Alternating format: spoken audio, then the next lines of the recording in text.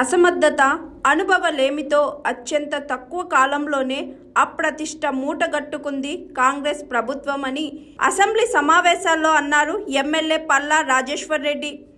మీరిచ్చిన హామీలు నిజంగానే కొంత టైం ఇవ్వాలనే ఉద్దేశంతో సంవత్సరాల పాటుగా మేము ఎక్కువ మాట్లాడలేదు అధ్యక్ష.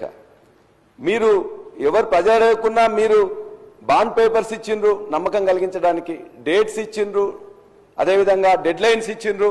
కానీ వాటిని ఇప్పటివరకే అన్ని అంశాల మీద కూడా పదే పదే తప్పిండ్రు అధ్యక్ష.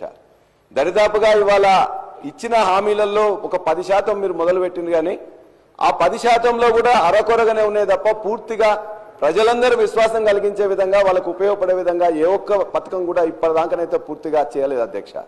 మిగతా 90% హామీలు కూడా ఖచ్చితంగా ఇవాళ చేయలే.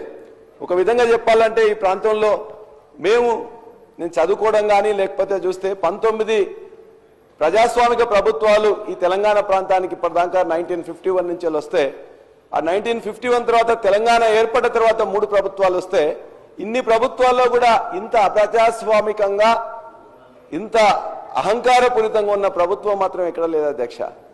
అంతేకాదు అధ్యక్ష, అనుభవం ఏమితో ఇవాళ అత్యంత తక్కువ కాలంలోనే అప్రతిష్ట మూట కట్టుకున్న ప్రభుత్వం ఈ ప్రభుత్వంగా ప్రజలందరూ భావిస్తున్నారు అధ్యక్ష.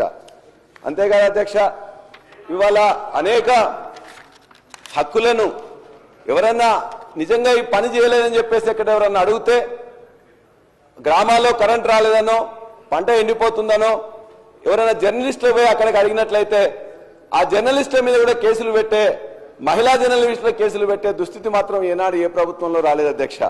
పథకాల పేర్లు మార్చడం కాదు, ప్రజల బతుకులు మార్చండి. తెలంగాణ రాజముద్ర నుండి కాకతీయ కళాతోరణం చార్మినార్ను మార్చొద్దు.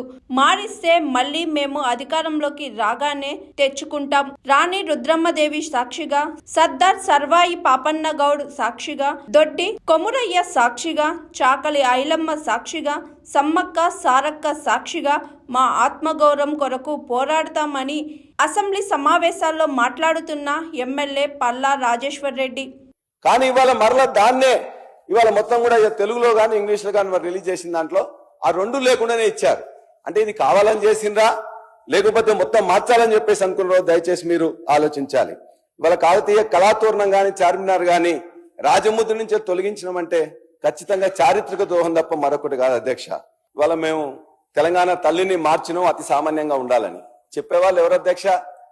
అతి సామాన్యంగా ఉండాలంట, నగలు ఉండొద్దంట, వడ్డానం ఉండొద్దా చెప్పేవాళ్ళు మాత్రం వారి కుటుంబ సభ్యులు మాత్రం నగలు వేసుకుంటారు, వడ్డానాలు వేసుకుంటారు, కోట్ల రూపాయలైన వాచులు పెడతారు, అదేవిధంగా అన్ని చేస్తారు. వారు మాత్రం తెలంగాణ మహిళ చాలా అతి సామాన్యంగా ఉండాలని కోరుకుంటా ఉన్నారు.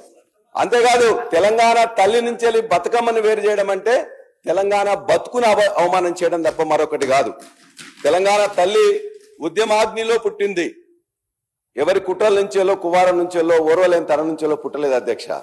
కాబట్టి ఆ తెలంగాణ తల్లిని మార్చడం, అదేవిధంగా మేము అడిగేది ఒకటే, రాహుల్ గాంధీ గారు కూడా చెప్పిండ్రు, ఇవాళ పథకాలకు పేర్లు మార్చడమో ఇంకోటో చేస్తే ఇవాళ చేయలేనప్పుడు అది చేస్తామని చెప్పి రాహుల్ గాంధీ గారు చెప్పిండ్రు. దాన్నే మేము ఇవాళ విశ్వసిస్తున్నాం.